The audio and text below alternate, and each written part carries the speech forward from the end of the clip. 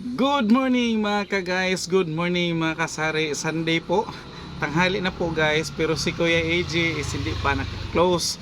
Usually kasi pag Sunday tanghali, nag-close si Kuya AJ para mag-prepare, makapunta ng simbahan. Pero this time guys, dahil close kami last Friday half day, and kahapon Saturday is nag-close din kami whole day. So bali 1.5 day na close si Kuya AJ. So almost 2 days kami nag-close. Bakit? Dahil may pinuntahan or nag-attend kami ng college reunion, mga batchmate namin ni Mami Iya. Sa mga nakakaalam or sa mga hindi pa nakakaalam din, batchmate kasi kami ni Mami Iya sa college. So nang mag-reunion kami, kung mag-reunion kami is sabay-sabay kami. And babalita na rin ni Kuya AJ guys, na sa batchmate namin is parang apat na couple na puros batchmate, na kami din yung magkagrupo sa aming reunion. Although hindi siya isang batch talaga, pero yung grupo namin, yun yung mga nagre-reunion. So ika 23 na pala guys. Congrats sa ating mga ka-forever young. Naka 23 years na kami sa among tapok-tapok. So tapok-tapok among tawagan na guys. Naputol lang yan siya last pandemic, dahil may pandemic tayo, so hindi kami nakapag-ipon. So relate tayo dyan lahat. So ngayon na taon, so this year is nakabalik kami ulit sa aming tapok-tapok. So may mga nasi-share si Kuya AJ na mga reels sa Facebook. Yun yung mga kaganapan sa aming gamay na reunion. And thankful ako sa ating mga batchmate, especially sa aming Forever Young group, sa aming team, na solid jud ang among grupo guys. So hindi ko topic yan ngayon dahil ang topic ni Kuya AJ is about sa aming tindahan. So hindi ako nakapag-vlog ng ilang araw, na lang kami, na busy lang kami. Always busy si Kuya AJ guys, pero today dahil hindi pa kami nag-close and hindi ko alam kung makapag-close kami mamaya, may nagtatanong mga customers namin kung magko-close ba kami, dahil sanay sila na every Sunday is nagko-close si Kuya AJ ng half day. So nagtaka sila today guys na until now hindi pa kami nakapag-close. So matitingnan lang natin mamaya kung makapag-close ba talaga kami, makahabol kami magsimba mamayang hapon.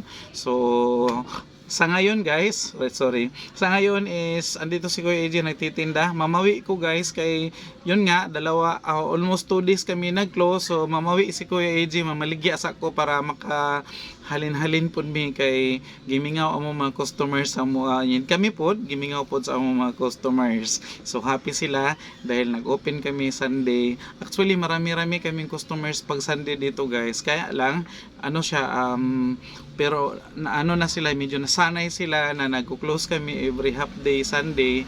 So yun, nasa shock sila pag nakita nila nag-open kami Sunday. So ngayon paunti-unti may mga customers tayo, and busy pa rin si Mami Iya sa likod. Actually katatapos lang ni Kuya AJ at ni Mami Iya almusal. So ang almusal namin is nasa 10 o'clock, 11 o'clock, and relate yung mga sari-sari store owners dyan, ating mga kasari. And mamaya ang ating lunch is nasa 4 to 5 na po ng hapon. And ang ating dinner, alam nyo na, pagka-close na ating dinner, so jackpot or maswerte na makapag-dinner kami ng 7 o'clock guys. And late talaga yung dinner namin. Si Mami hindi na yan nagdi-dinner.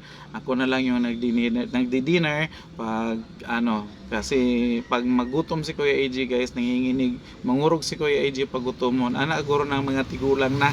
So ang topic pala ni Kuya AJ today guys, dahil 4 minutes na yung yaw-yaw ko, wala pa akong topic. Ang topic ni Kuya AJ today is Merry Christmas na po, kasi December 1 na today. So may na-reels ako kanina na maswerte si Kuya AJ dahil meron tayong first carolers sa December 1. Pasko na talaga guys ang vibe sa paligid. Kahit sabihin natin guys na medyo matumal minsan, may mga araw talaga na hindi nakakakuta si Kuya AJ, pero still meron pa ring namimili and lumalaban.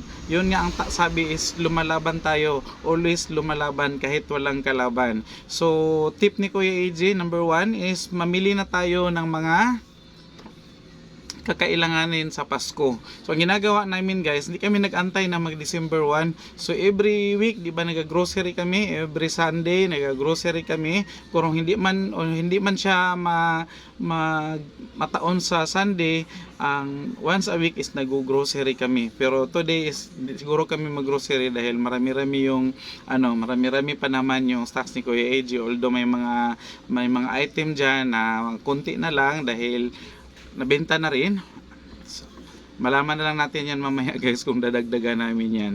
Pero number one tip ni Kuya AJ is hindi na namin hinahantay na mag-December bago kami mamili ng mga ganito.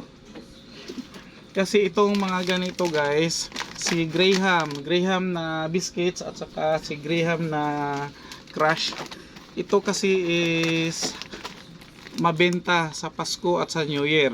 Pag mahuli ka nito guys, wala kang mabilhan. So ginagawa namin, every grocery namin is namimili kami ng ganito.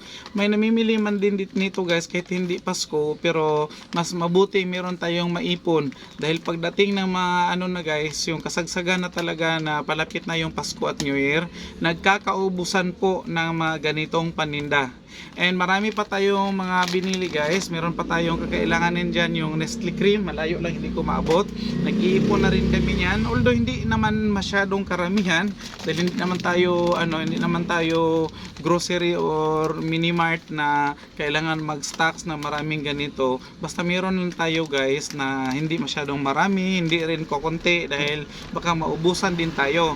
So meron tayo dyang Nestle Cream, yung Alaska Crema, yung mga condensed milk at saka mga evaporated milk, mga pasta na salad at saka spaghetti. Kailangan meron tayo dyan guys mga noodles na maipon dahil yan is mga kadalasang nauubos pagdating ng Kapaskuhan at New Year.